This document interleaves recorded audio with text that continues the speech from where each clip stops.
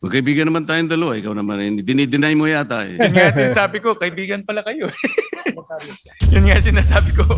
Narinig niyo yata ako, Senator Marcoleta. Bago po siya naging Magandang araw po mga kababayan. Ito po ang News That Matters at ating panonoorin dito si Senator Marcoleta na kung saan sinupalpal itong si Ombudsman Boying Remulla, mga kababayan. Kung saan itong si Ombudsman Remulla ay nabahago yung kanyang buntot na hindi ho nakapagsalita dito dahil nga po nahihiya siguro po ito sa mga taong bayan kaya hindi ho siya nakapagsalita. At nagdala po siya ng isang backup na Deputy Ombudsman. At dito sa hearing na to mga kababayan, hindi ho nakapagsalita si Ombudsman Remulla na kung saan na lagi nating nakasanayan na nating napapanood dito sa mga social media na panay po ang kanyang papogi dito sa presscon.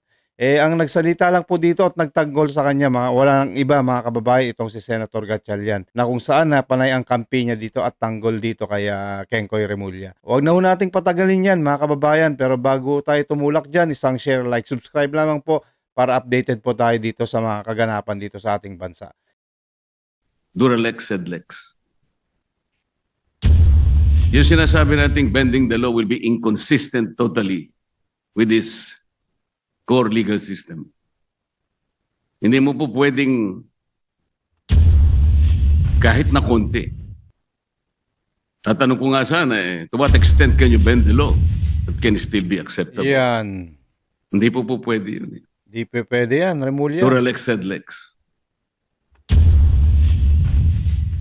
At ako rin po, sumasang-ayon po sa kay Senator Marcoleta, the good gentleman from Tarlac, Pampanga na ang batas po ay dapat ho natin ipatupad.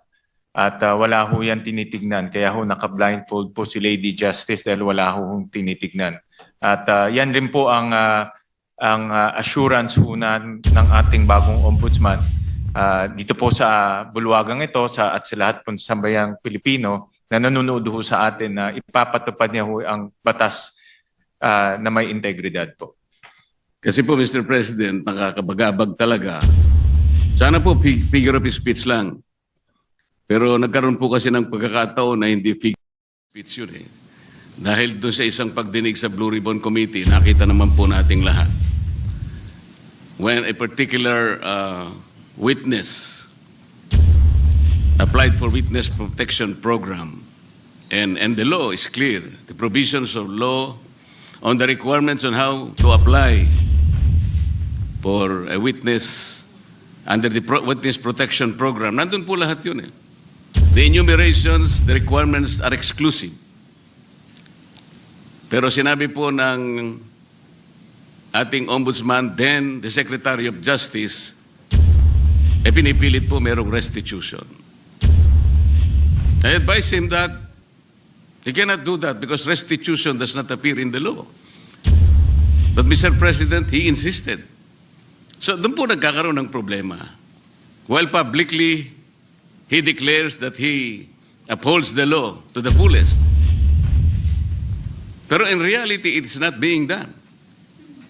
How can you put a requirement which is not in the law? And he said that was his opinion. His opinion will not even matter, Mr. President. Does that opinion will even prevail over the strict provision of law? Yun po yung aking ikinatatakot, ikinababahala, na nami-mislead po yung ating mga mamamayan. Yes. Pati ang ating processes po ay nalalagay sa alanganin. That's why this is very important. Na kailangan po masettle natin ang issue ito. We cannot bend the law. Dapat kasi Ombudsman Remulla, ang batas ay batas talaga. Huwag niyong baluktutin. Huwag kayong gumagawa ng at huwag niyong binabago yung batas. Hindi porke nakapwesto kayo sa pwesto ninyo, ginagawa niyo lang yung gusto ninyo. Na kung saan kung may gusto kayong huliin, nagagawa ninyo. Pero kapag kung meron kayong kakasuhan, hindi niyo, ang dami niyong dahilan. Pero kay Tatay Digong, nagagawa niyo yung gusto ninyo, yung ginawa niyo sa kanya. Hinuli niyo, dinala niyo sa Hague, diniretso doon. Hindi niyo muna inisip yung batas na hindi dapat na talagang biglang ganun na idaan muna sa due process yun kay Tatay Digong. Hindi fair. Dapat fair kayo. As a prosecutor kasi, ikaw dapat ang neutral ka dito. At trabaho mo, ikaw ang magkakaso. Hindi yun may kinikilingan kayo, may pinoprotektahan kasi kayo na alam nyo kasi nga nadedehado yung ang inyong kaalyado, bias kayo. Hindi ho fair yan. At mga balita dito sa ating bansa. Eto na po mga kababayan, panoorin na po natin. Kasi po, tingnan na, ito pa po yung nakakabagabag. Still falls on this very subject, Mr. President. Kamakailan lamang po ang ating current ombudsman ay nag-announce na sa mga darating na araw, meron pong may issuean na warrants of arrest. Na mga iba po ay kasama pa natin sa kapulungan ito, Mr. President. Mr. President, may I ask whether the Office of the Ombudsman has the power to issue warrants of arrest? No, Mr. President. Ang trabaho ho nila, ang pinaka-responsibility ho nila is to ensure accountability, Mr. President. Tama naman po yun at ako'y naniniwala. Pero bakit niya po kaya nasabi yun that on such a particular date, warrants of arrest will be issued? Does he think that he can preempt the Sandigan Bayan or even the RTCs, Mr. President, to issue the warrants? Mr. President, this is a indicative timeline. Meron ho kasing sinusundan ng ombudsman na timeline at base po doon sa mga nakita nilang ebidensya, nakita ho nilang mga krimen na ginawa po ng iba't ibang personalidad. Kaya po ito ay parte lang po ng kanilang timeline. At yun lang naman po yung inexplain ng kasalukuyang ombudsman, Mr. President. Mr. President, the Office of the Ombudsman is following a timeline. So paano po niya nasabi na on December 5th? Ano na yun? Anong date po ba yun? Ito po yung nakakatakot, Mr. President. Paano po natin mapapaniwalaan na sa timeline na sinet ng ombudsman, may palalabas niya yung warrants of arrest? Hindi ba ang ibig sabihin nito, pwede niyang i-preempt ang decision ng Sandigan Bayan or the RTCs because he's following a timeline. And the most intriguing issue here, Mr. President, is that he might be able to influence and preempt the decision of the RTCs and the Sandigan Bayan just to make that timeline a reality. This is a very dangerous proposition, Mr. President. But Mr. President, hindi naman po, no, dahil alam naman ho natin ang Sandigan ay under the ambit of the judiciary. Iba naman po ito sa trabaho po ng ombudsman. Pero bilang ombudsman, nakikita ko ho na dahil sila po ang magfa-file ng kaso, very optimistic ho sila na yung kanilang ifa-file na kaso mayroon pong kinahitnatnan at mayroon pong resulta. So yung resulta na gusto ho nilang mangyari ay mag-issue ho ng warrant of arrest. So, kasi very confident sila na yung kaso ay matibay.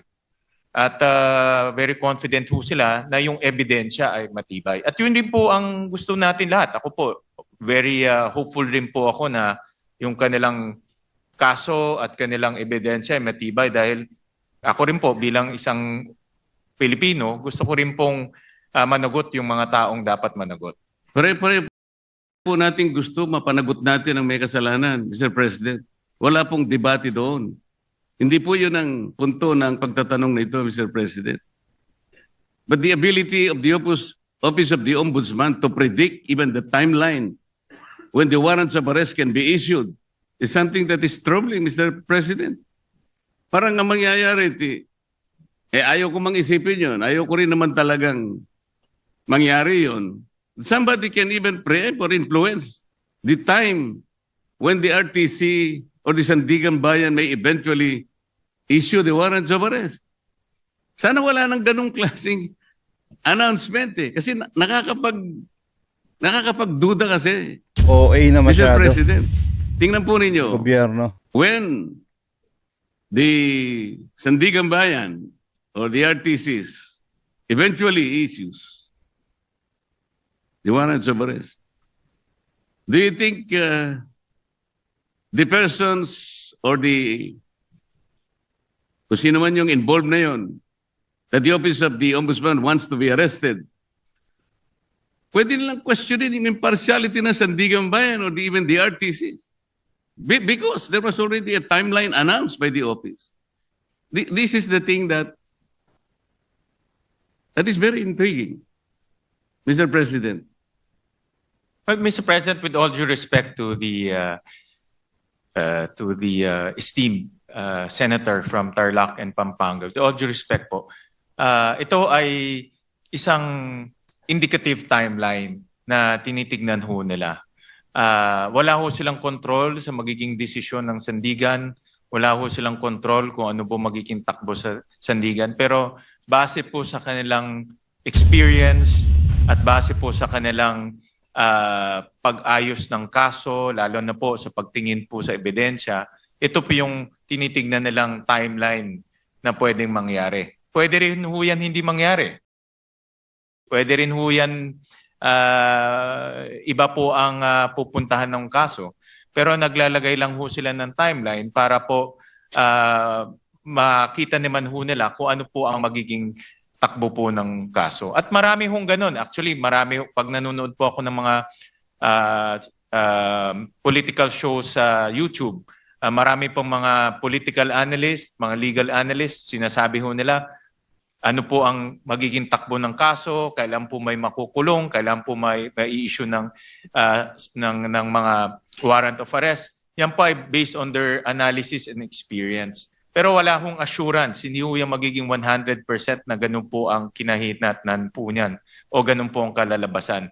Ganun din po sa ombudsman. Ito po ay sa kanilang tingin ay posibleng mangyari. So do you think announcing a particular timeline, Mr. President, is even necessary? Ito po ay for purpose of information, Mr. President, and para po mabigyan din po ang publiko ng kanilang opinion pagdating po sa magiging takbo po ng kaso. Mr. President, ang sinasabi po ng representasyon na ito, hindi naman kailangan pang i-announce yun eh. Dahil magkakaroon lang po ng pagdududa ang ating mga mamamayan, lalong-lalo na po yung mga taong gusto nating ipa-aresto, sapagkat hindi naman kailangan na mag-announce pa. Kasi kapag sinabi mong meron po kaming timeline, parang siguradong-sigurado na po kasi ng opisina ng ombudsman na talagang mag-i-issue yung either the Sandigan Bayan or the RTC doon sa panahon na kanyang tinutukoy. E di bali, maiisip ninyo, nasa ilalim pala ng impluensya ng ombudsman o ng RTC, ang mga korte, nai-impluensyahan pala ng ombudsman ang mga korte. Ganun po yung magiging maaring isipin eh. Maaring hindi totoong yun ang gustong gawin ng ombudsman. At naniniwala naman ako na hindi niya intention yun. Ngunit para bigyan po ninyo ng pagdududa ang ating mamamayan, lalong-lalo na po yung mga taong involved nga at gusto nyo ipa-aresto, parang hindi kailangan pong mag-announce pa eh. That is the only point, Mr. President. Yeah, I'm sure andito po ang ating ombudsman at nakikinig ho siya sa mga suhestyon ng ating senador at bibigyan ho nila yan ng konsiderasyon. Salamat po sa sagot. Mr. President, yung ating pong deputy, ano yung tawag doon? Deputy Overall Ombudsman ay taga Bisaya, Mr. President. Yung taga Mindanao po yung ating current Deputy Ombudsman. Tama ho kayo. Overall Deputy Ombudsman. Overall Deputy Ombudsman is from Mindanao, but he is also the Deputy Ombudsman for the Visayas, Mr. President. Opo, tama ho. So, yung acting po, yung acting. the overall Deputy Ombudsman and also the Deputy Ombudsman for the Visayas regularly travels from his place to Luzon, and nga magastos po yun. Necessary po ba na, sino po nagmamanage sa Ombudsman Office sa Cebu? Mr. President, Senator Marcoleta, temporary po na bakante ho yung position na yon. Pero later on ho, ma-field up rin ho yung position. Pero sa ngayon po, dahil bakante ho yun, minomonitor po ng ating ombudsman itong mga opisina ito gamit po ang modernong teknolohiya tulad po ng Zoom, tulad po ng conference calling. So in other words, hands-on po ang ating ombudsman na sinisigurado niya itong mga opisina na ito ay tumatakbo ng maayos. Alin po yung bakante, Mr. President, yung overall Deputy Ombudsman o yung Deputy Ombudsman for Visayas? Ang bakante po ay yung overall Deputy Ombudsman for, ito po ang bakante po. Yung overall Deputy Ombudsman ang bakante po. Yes. Dahil po suspended yung current overall Deputy Ombudsman. Kasi po kaya ako tinatanong to, Mr. President, napakagastos po yung regularly na pagta-travel po ng Deputy Ombudsman. Galing pa siya ng Mindanao. Meron pa siyang gawain dito sa Maynila dahil nga overall Deputy Ombudsman. Naisip ko po na unnecessary expense po yan sa opisina ng Ombudsman. Ang direction po ng ating bagong Ombudsman ay talagang gawing episyente po ang opisina. Natural lang naman po kung may bagong liderato, inaayos niya yung kanyang opisina sa nakikita niyang pinaka-episyenteng struktura, Mr. President. So, hindi naman po nila intention na maging bakante ito at later on rin po ay malalagyan din po ng tao. Pero tinitignan nila kung anong pong paraan o anong pong structure ang pinaka magiging episyente po para po sa ombudsman offices, Mr. President. Mr. President, bago po naging ombudsman ang aking kaibigan, siya po ay magkaibigan naman tayong dalawa. Ikaw naman, dinideny mo yata. Yun nga sinasabi ko, kaibigan pala kayo. Yun nga sinasabi ko. Narinig niyo yata ako, Senator Marcoleta.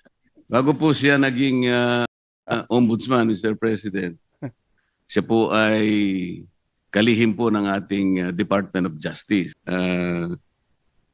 Yun naman pong, dahil nag-retire po yung ating dating ombudsman, Samuel Martires, nagkaroon po ng acting ombudsman. Siya po ay si overall Deputy Ombudsman Dante Vargas. Kapangalan ko pa siya. Nasaan po siya? Salamat po. Nandito ho siya. Siya po ngayon ang Deputy Ombudsman for Visayas and acting overall Deputy Ombudsman. Concurrent ho Yes, siya. Mr. President. For now. Yes, I know that. Ang itatanong ko po ay, nung siya'y acting overall Deputy Ombudsman, at sa panahon na yon ay applicant naman po ang aking kaibigan for Ombudsman na nabakante nga po, ay gumawa siya ng isang bagay na medyo napaisip ako, Mr. President. Ang tinutukoy ko po ay yung isang office order na kanyang pinalitan. Ang office order na ito po ay kinapapalooban ng parang double docketing. Ngayon, nung siya po ay acting na ombudsman, inalis niya po yung dating memorandum order requiring double docketing. At siya ay gumawa ng isang parang office memo or memorandum na doon po ay pinalitan niya yung office order At may kalakip pa pong isang directive na lahat ng mga complaints, lahat ng asunto, lahat ng habla, administrative man yan, criminal o kahit ano yan, na napapaloob 10 araw bago maging effective yung kanyang order which was issued on September 17, 2025 ay mawawala po yung sa docket. Ibig sabihin, ma-undakit yung mga complaints. 10 araw bago ma-issue yung kanyang memorandum circular or memorandum order. Mr. President, nagkataon po, kung di ako nagkakamali, September 15 yata, ay nag-file ng complaint sa maraming opisyalis ng ating pamahalaan. Kasama po yata si noon ay dating Secretary of Justice, ang aking kaibigan. Sa Makati, napaloob po siya doon sa 10 araw na siya sinasabi doon sa kanyang directive na mawawala po yung docket. Ang ibig sabihin po noon, Mr. President, pag nawala yung docket number, hindi na siya magiging active case kung hindi siya ay malalagay sa kategoriyaan na mga cases under evaluation. Ibig sabihin, Mr. President, wala pang active case, wala pang kaso. Sapagkat nawala ng visa yung naunang office order nung dating Ombudsman Samuel Martires. Yun po ang naging daan, Mr. President, kung kaya nakapag-issue ng clearance ang opisina ng Ombudsman. At dahil nga po, mistulang walang kaso laban sa aking kaibigan, nasama siya doon sa shortlist na pagpipilian ng ating Pangulo na susunod na Ombudsman ng ating bansa. Mr. President, wala bang, yung ba pangyayaring yun ay, is there something much to be desired in the entire process, Mr. President? Parang ang nangyari, nakagawa ng gano'n yung overall ombudsman nang hindi naman maliwanag what is the visible public service na pwedeng nakamit ng ating mamamayan doon sa ginawa niyang pagpapalit ng office order. Hindi kaya lang ginawa yon para mapagbigyan ang aplikasyon ng aking kaibigan at makakuha siya ng clearance upang sa ganon eventually... Mr. President, sa explanation ho sa akin ng Ombudsman, itong rule on auto-docketing, na-issue ho to noong July of 2025 ni former Ombudsman Martires bago ho siya nag-retire. At nakita ho nila na hindi to dumaan sa tamang proseso. It was found not to be properly published. So hindi ho na publish ng maigi. So binalik ho to ni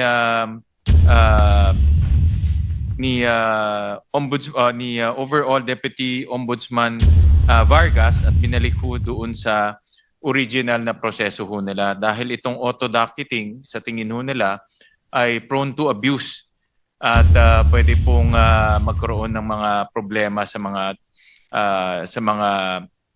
darating. So binalik ho nila sa dati pong proseso. Ayan mga kababayan, nakita nyo, hindi makasalita itong si Ombudsman Remulla na kung saan kapag may mga press con, napakagaling niya magsalita, pangiti-ngiti. Pero dito sa hearing, dito sa Senado, mga kababayan, tameme po itong si Ombudsman Remulla.